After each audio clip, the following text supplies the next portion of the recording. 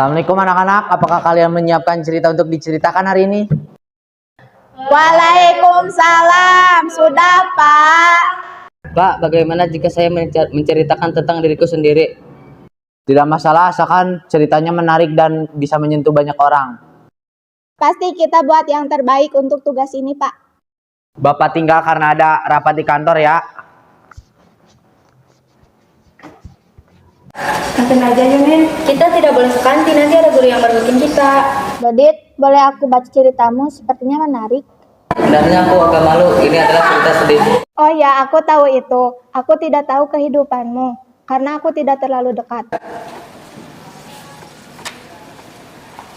Kita kumpulkan saja di sini ceritanya.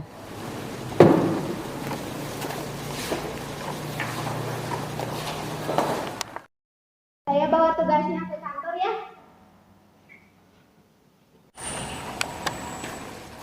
Assalamualaikum anak-anak, senang bertemu kalian kembali. Bapak ada kabar baik untuk kalian semua. Kabar baik apa Pak? Kami sudah tidak sabar.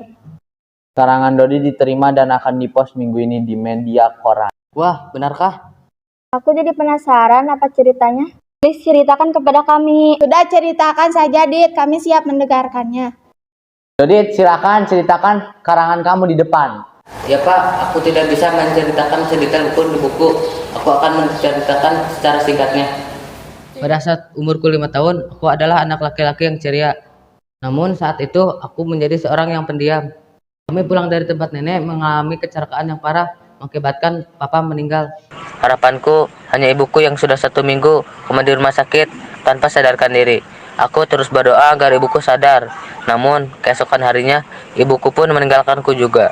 Untuk anak yang umur 5 tahun, aku tidak tahu apa-apa. Kemudian aku diasuh oleh bibiku. Aku dibesarkan oleh ibuku dengan sangat baik.